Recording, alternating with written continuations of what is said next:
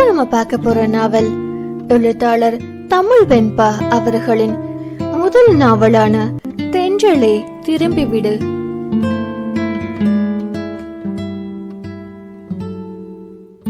தென்றல் 20. கண்களில் நீர் தேங்கி நிற்க, முகமெல்லாம் வாடி சோர்ந்து தளர்ந்த நடையுடன் வந்த யாழை பார்த்தவுடன் உள்ளம் பதறி போனாள் நிலா. வேகமாக அவள் அருகே சென்று என்னவென்று வினவினாள். சிலை போல் கலங்கி நின்றிருந்தவளிடம் இருந்து எந்த பதிலும் வராமல் போகவே அவளை தோள் தொட்டு உலுக்கினாள் நிலா. சாய ஒரு தோள் கிடைக்குமா என ஏங்கி நின்றவளுக்கு நிலா தாயாக தெரிய வார்த்தைகளின்றி இறுக்கி கட்டிக்கொண்டாள். தொண்டை குழிக்குள் அடைத்து நின்ற துக்கம் அவள் வார்த்தைகளுக்கு தடை போட கண்கள் மட்டும் அதன் பணியை சிறப்பாக செய்து கொண்டிருந்தது. காரணம் சொல்லாமல் அழுகையில் கரைந்தவளை தேற்றும் வழி தெரியாது தவித்து போனாள் நிலா. இங்கு வந்ததிலிருந்து எல்லாமே அவளுக்கு புதிராகத்தான் இருக்கிறது. யாரும் இல்லை என்றவளுக்கு திடீரென இவ்வளவு பணம் எங்கிருந்து வந்தது? கடனாய் வாங்கியிருந்தால் கூட இத்தனை பணத்தை எந்த கேள்வியும் இன்றி கொடுக்கும் அளவிற்கு நெருக்கமானவர்கள் யார்? இத்தனை நண்பர்கள் இருந்தும் இத்தனை நாளாய் இவள் ஏன் அவர்களை தொடர்பு கொள்ளவில்லை? இப்போது இப்படி அழும் அளவிற்கு என்ன நடந்திருக்கும்? வரிசை காட்டி நின்ற கேள்விகள் நிலாவின் மனதை வண்டாய் துளைத்தது. இதை தூரத்திலிருந்து இவர்களை கண்ட கவியின் உள்மனதில் ஏதோ ஒன்று நெருட வேகமாக வெளியே சென்று பார்த்தான். மகிழனின் கார் அங்கே நின்று கொண்டிருக்கவே அதன் அருகே சென்று உள்ளே எட்டி பார்த்தான். கண்களில் கண்ணீருடன் தலையை அழுந்த பற்றியபடி ஸ்டேரிங்கில் தலை கவிழ்ந்திருந்தான் மகிழ். அவன் நிலை நெஞ்சை பிசைய காரினுள் ஏறி அமர்ந்து அவன் தோளில் கை வைத்தான். அவனை தாவி கட்டி கொண்டவனின் விழிகளில் இருந்து நிற்காமல் கண்ணீர் வழிய தொடங்கியிருந்தது. அவனை தேற்ற முடியாமல் திண்டாடி போனான் கவி. மதுவையும் யாழையும் இறக்கிவிட்டு கையோடு நேரே அவன் மீண்டும் மருத்துவமனைக்கு தான் வந்தான். வந்ததிலிருந்து தூரமாய் நின்று நிலாவை தான் பார்த்திருந்தான் அவன். என்னவோ ஒன்று அவளை பார்க்க சொல்லி தோண்டியது. முதல் பார்வையிலேயே பெண் அவனை ஈர்த்தாள். ஆனால் அவளுக்கு தான் இப்படி ஒருவன் தன்னையே பார்த்து கொண்டிருப்பது தெரியவில்லை. ஏய், என்னடியாச்சு? உன் ஃப்ரெண்டு எதுவும் சொன்னாங்களா? யாழ் எதுவுமே சொல்லாததால் நிலாவை இப்படிதான் நடந்திருக்கும் என்று ஊகித்து கேட்டாள். அப்படியும் அவள் ஒன்றும் சொல்லாமல் அழுகையை தொடர, என்னன்னு சொல்லிட்டு அழுத தொலை நாய, இல்ல அழுகையாவது நிறுத்து. பாரு, என்னமோ நாம பயாஸ்கோப்ல படம் ஓட்டுற மாதிரி எல்லாரும் நம்மையே பார்க்கறாங்க என்றாள் அதட்டலாய் நிலா. அப்படியும் அவள் கண்ணீர் நின்ற பாடில்லை. வாய மூடும் முதல்ல. எதுக்கு எடுத்தாலும் சும்மா சும்மா எதுவுமே சொல்லாம ஒன்னும் ஒப்பாரி வைக்க வேண்டியது. இப்போ நீ நிறுத்த போறியா இல்லையா என நிலா சத்தமாய் அதட்டவும் யாழின் அழுகை கொஞ்சம் மட்டுப்பட்டது. அவளை தன்னிடமிருந்து பிரித்து கொஞ்சம் தள்ளி நிறுத்தினாள் நிலா. அவள் கையை பிடித்து இழுத்து கொண்டு தந்தையை இருந்த அறை நோக்கி விறுவிறுவென நடந்தாள். வெளியே இருந்த பார்வையாளர்கள் இருக்கையில் அவளை அமர்த்தி முகம் நிமிர்த்தி என்னவென்று வினவ அப்போதும் அமைதிதான். ஏண்டி எரும, ஏதாவது வாயை திறந்து சொல்லி தொலைய, வாயில் என்ன கொள்ளுக்கட்டையா வச்சிருக்க என்றதற்கும் யாழிடம் அமைதிதான். அவள் கண்கள் எப்போது வேண்டுமானாலும் மீண்டும் கண்ணீரை கொட்டிவிடுவேன் என்பது போல பயம் உறுத்தி கொண்டிருந்தது. என்னன்னு சொல்லி தொலைடி. உன் ஃப்ரெண்டு ஏதாவது சொன்னாங்களா? இல்ல நீ அவங்க வீட்டுக்கு தான் போயிருப்பேன்னு லேக்கா சொன்னாங்க. அங்க யாராவது ஏதாவது சொன்னாங்களா? இல்ல வேற என்னன்னு தான் சொல்லி தொலைய. சும்மா நச நசன்னு அழுதுட்டு என மூச்சு விடாமல் நிலா கேள்விகளை அடுக்கி கொண்டே போக எல்லாவற்றுக்கும் மறுப்பாக தலையசைத்தாள் யாழ். நான் கொஞ்ச நேரம் உன் அடியில படுத்துக்கட்டுமா நிலா என யாழ் பாவமாய் கேட்க அவளை இழுத்து மடியில் படுக்க வைத்து கொண்டாள் நிலா. இது வழக்கமாக நடக்கும் ஒன்றுதான். எப்போது யாழ் சோகமாக உணர்ந்தாலும் அவள் தேடுவது நிலாவின் மடியைதான்.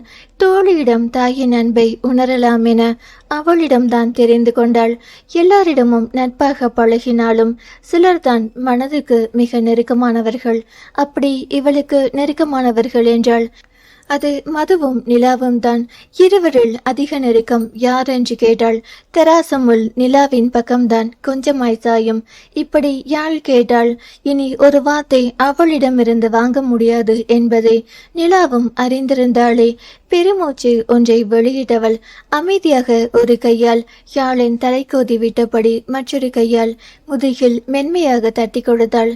ஆனால் என்றுமில்லாத வழக்கமாய் இன்று அவள் மடி கண்ணீரால் நனைந்தது. ஆமாம், அவள் கண்ணீர் கரை தாண்டுவது அரிதுதான். சோகமாய் இருந்தாலும் பெரிதாய் அவள் அழுது. அதுவும் இத்தனை அழுது நிலா பார்த்ததில்லை. இங்கு வந்த ஒரே நாளில் வெள்ளம் போல் அளவா தோழியின் கண்ணீர் பாய்கிறது. யாழின் மனமோ இடைவிடாது மகிழனை திட்டி தீர்த்து கொண்டிருந்தது. எப்படி அது? அவன் இல்லாம நான் இல்லாம அவனோ இருக்க முடியாதாமே. இன்னைக்குதான் சாருக்கு ஞானோதயம் வந்திருக்கு. பண்றதெல்லாம் பண்ணிட்டு என்னமோ உலகமாக உத்தமன் மாதிரி பேசுறான். இந்த உலகத்திலேயே இவன் ஒருத்தந்தான் உண்மைய காதலிக்கிறவன் மாதிரி. என்ன ஒரு நடிப்பு, வில்லப்பு. மூச்சுக்கு 300 தடவை பொண்டாட்டின்னு சொல்றான். கடங்காரன், வீணா போனவன். பொண்டாட்டிட்ட பேசுற மாதிரியா பேசினா? இடியட். என்னமோ கட்டின பொண்டாட்டி மாதிரி கட்டி கட்டி பிடிக்கிறான். கிஸ் வேற பண்றான். அப்படியே முழுங்குற மாதிரி பாக்குறான். இன்னொரு தடவை என்கிட்ட வரட்டும், அப்படியே கத்தி எடுத்து சொருவிடுறேன். என்ன நினைச்சிட்டு இருக்கான் இந்த யாழினிய பத்தி? அவனுக்கு நான் யாருன்னு காட்டுறேன் என மனதோடு புலம்பி தீர்த்தவளுக்கு அவன் பேசிய வார்த்தைகளை மீண்டும் மீண்டும் காதல் ரீங்காரமிட்டு இதயத்தை கூறு போட்டது. சி, ஒன்னு போய் லவ் பண்ணின்னு சொல்லவே எனக்கு வெக்கமா இருக்கு. பணம் தான் முக்கியம்னு நினைக்கிறவ எதுக்கடி என்ன லவ் பண்ண? இன்னைக்கு என்னை விட இன்னொருத்தன் பணக்காரனா இருக்கவும் அவன் பின்னாடி போயிட்ட. நாளைக்கு ஒரு வேளை கல்யாணத்துக்கு அப்புறம் இவனை விட பணக்காரனா வேறொருத்தன் கிடைச்சா அவன் கூட காசுக்காக நீ படுக்க கூட தயங்க மாட்ட இல்ல? காசுக்கு உடம்பு வைக்கிறவங்களுக்கு கூட ஏதாவது நியாயமான காரணம் இருக்கலாம். உன்ன மாதிரி பணத்துக்காக ஏமாத்துறவள எல்லாம் அதை விட கேவலமானபடி உன்ன சொல்லியும் தப்பில்ல. ஏன்னா உன் உடம்புல ஓடுற ரத்தம் அப்படி. மேலும் வார்த்தைகள் வண்டாய் காதுக்குள் ரீங்காரமிட அதை கேட்க திராணியற்றவளாக காதுகளை அழுத்தமாக மூடிக்கொண்டாள் யாழ். இப்படியெல்லாம் பேசிவிட்டு ஒன்றுமே நடவாதது போல் இப்போது எப்படி மன்னிப்பை யாசிக்க முடிகிறது அவனால்?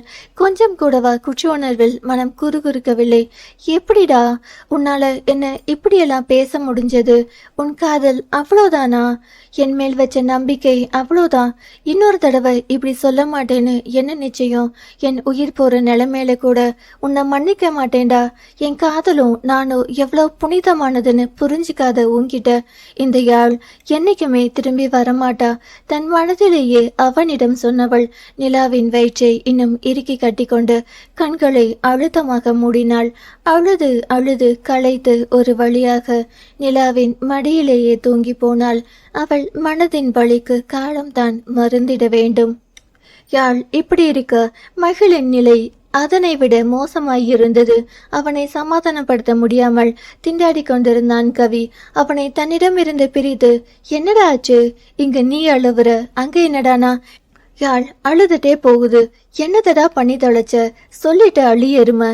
காரில் நடந்ததை சொன்னான் அவன். நீ சொல்றத பார்த்தா சீக்கிரமே யாழ் மனசு மாறிடும்னு தான் நினைக்கிறேன் என்றான் யோசனையாய் கவி. எனக்கு என்னமோ அப்படி தெரியல. என் மேல அவ வச்சிருந்த காதலால என்ன தடுக்கல. ஆனா அதையும் தாண்டி அவ கண்ணுல வெறுப்பு தெரியுதுடா. கண்டிப்பா என்ன அவ மன்னிக்க மாட்டா. உனக்கே தெரியும்ல அவளுக்கு தன்மானம் தான் முக்கியம்னு. ஒரு தடவை காலேஜ் ஃபீஸ் கட்ட முடியலன்னு நான் கட்டினதுக்கு மறுநாள் கழுத்துல இருந்த செயினை அடமானம் வச்சு கொடுத்தா. மறந்துட்டியா? வேண்டான்னு சொன்னதுக்கு நீயும் நானும் வேணா லவர்ஸா இருக்கலாம். ஆனா எனக்கு கொஞ்சம் தன்மானம் இருக்கு, அதுக்கு கொஞ்சம் மதிப்பு கொடுடா ப்ளீஸ்னு சொல்லி திருப்பி கொடுத்துட்டா. பணத்துக்கே அப்படின்னா நான் பேசின பேச்சுக்கெல்லாம் கண்டிப்பா அவ திரும்பி வரமாட்டா. அவ வந்தாலும் அவ தன்மானம் என்கிட்ட அவளை வரவிடாது. அவன் கண்கள் மீண்டும் கண்ணீரை வெளியேற்ற, அப்படி என்னத்தடா சொல்லி தொலைச்ச? எத்தனையோ தடவை என்னன்னு கேட்டுட்டேன், சொல்லிதான் தொலைய. எப்ப கேட்டாலும் இடிச்ச புலி மாதிரி இருந்தா என்னத்தடா பண்ணி தொலைக்கிறது? என்ன பிரச்சனைன்னு தெரிஞ்சாதானே ஏதாவது பண்ண முடியும். எனக்கு அவி எரிந்து விழ எப்போதும் போல இப்போதும் அவனின் வாய் பசை போட்டு ஒட்டி கொண்டது. சனியன சாப்பிட மாட்டோம், டைனோசர் வாயை திறக்கிற மாதிரி எவ்வளோ பெருசா திறக்கிற. ஏதாவது கேள்வி கேட்டா பச வச்சு ஒட்டின மாதிரி மூடிட்டு உட்கார்ந்துருக்க. சி, அந்தாண்டவா என டிரைவர் இருக்கையில் இருந்து அவனை விலக்கிவிட்டு அங்கு அமர்ந்து வண்டியை எடுத்தான் கவி. அவனுக்கு மட்டும் நடந்தது தெரிந்தால் அவர்களை பிரித்து வைக்கும் முதலாளாய் அவன்தான் இருப்பான். அது சரி, இந்த நேரத்துல நீங்க என்ன பண்ற? அவன் அசடு வழிந்தபடி தன் காதலில் விழுந்த கதை கூற, அடே ஆஞ்சநேய பக்தா, எந்த பொண்ணோட கஷ்ட காலம்டா இது என மகள் அவனை வம்புகளுக்க தலையில் ஒரு கொட்டு வைத்துவிட்டு மீண்டும் பாதையில் கவனத்தை பதித்தான் கவி. இருவரும் வீடு வந்து சேர்ந்த போது மகள் ஓரளவுக்கு இயல்பு நிலைக்கு திரும்பி இருந்தான். டேய், ஒழுங்கா சொல்றேன், நீ இங்கே இரு, நான் போறேன். அதேதான் நானும் சொல்றேன், நீ இங்கே இரு, நான் போயிட்டு வரேன். முடியாதுடா, நான் என் கண்ணம் அவ பார்த்தே ஆகணும், நான் தான் போவேன். டேய், நீ செல்ல பேரு வச்சு கொஞ்சற அளவுக்கு போயிட்ட. ஆனா நான் அவ பேரு என்னன்னு இனிமே தாண்டா தெரிஞ்சுக்கணும். அதனால நான் தான் போவேன். கவியும் மகளும் கால் சாவியை வைத்து சண்டை போட்டு கொண்டிருக்க தலையில் கை வைத்து அமர்ந்து விட்டாள் மது. மதுவை இருவரில் யார் மருத்துவமனைக்கு அழைத்து செல்வது என்பதுதான் இவர்களின் சண்டைக்கு காரணம்.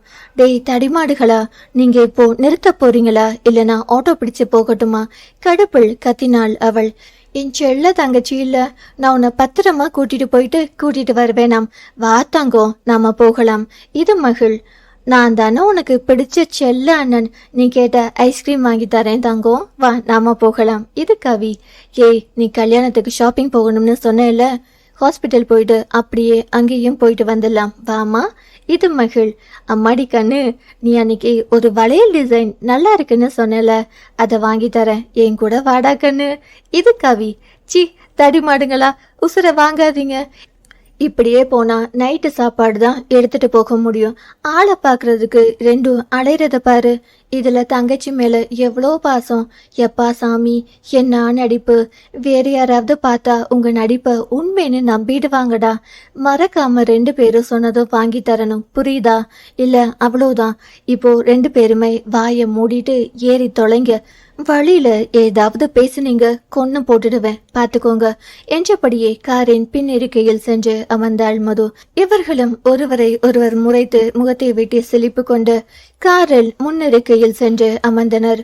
மூவரையும் சுமந்து கொண்டு அந்த மகிழுந்து மருத்துவமனை நோக்கி விரைந்தது. தொடரும். அடுத்த அத்தியாயம் நாளை கேட்கலாம். கதையை தொடர்ந்து கேட்கணும்னா சேனலை சப்ஸ்கிரைப் பண்ணுங்க. நன்றி. பேசும் கதைகளின் குரலாய் நான் மனோசங்கரி.